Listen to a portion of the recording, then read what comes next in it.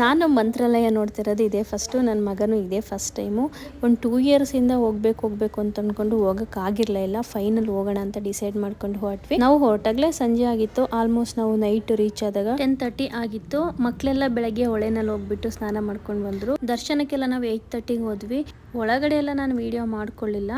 ನಾನಲ್ಲಿ ಸನ್ನಿಧಿಗೆ ಕಾಲಿಟ್ಟ ತಕ್ಷಣವೇ ನನಗೊಂಥರ ಮನಸ್ಸಿಗೆ ಒಂದು ಕನೆಕ್ಟ್ ಆದಂಗೆ ಆಯಿತು. ತುಂಬಾ ಇಷ್ಟ ಆಯಿತು. ಮತ್ತೆ ಹೋಗ್ಬೇಕಂತ ಅನ್ನಿಸ್ತಾನೆ ಇದೆ. ಪ್ರಸಾದ ಪ್ಯಾಕ್ ಮಾಡೋ ಮೆಷಿನ್ನು ಹಾಳಾಗಿತ್ತಂತ ಅಲ್ಲಿ ಬಂದ ಭಕ್ತಾದಿಗಳು ಎಲ್ಲ ಪ್ಯಾಕ್ ಮಾಡ್ತಾಯಿದ್ರು.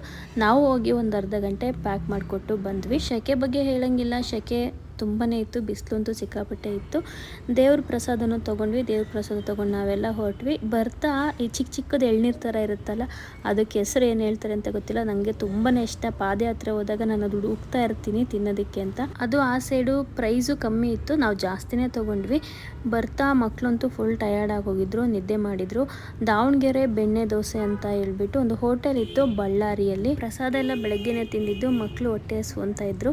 ಅಲ್ಲಿ ಹೋದ್ವಿ. ಬಟ್ ದೋಸೆ ತೊಗೊಳ್ಳಿಲ್ಲ. ಅವರು gobi fried rice, ice cream ಅಂತ ತೊಗೊಂಡ್ರು. ನಾವು ಶೆಕೆ ತಡಿಯೋಕ್ಕಾಗ್ದಲೇ ಕೊನೆಗೆ ಐಸ್ ಕ್ರೀಮ್ ತೊಗೊಂಡ್ವಿ. ಬಳ್ಳಾರಿಯಲ್ಲಂತೂ ಸಿಕ್ಕಾಪಟ್ಟೆ ಬಿಸಿಲು.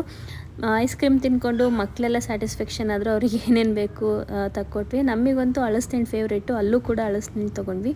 ಬರ್ತಾ ಸಂಜೆ ಆಯಿತು. ಸಂಜೆ ಸನ್ಸೆಟ್ಟು ತುಂಬ ಚೆನ್ನಾಗಿ ಅನ್ನಿಸ್ತಾ ಇತ್ತು. ಅಲ್ಲಿ ನಿಂತ್ಕೊಂಡು ಒಂದು 5 ನಿಮಿಷ ಫೋಟೋಸು ವೀಡಿಯೋಸು ತೊಗೊಂಡು ನಾವು ಹಾಸನ ಕಡೆಗೆ ಹೊರಟ್ವಿ. Thank you.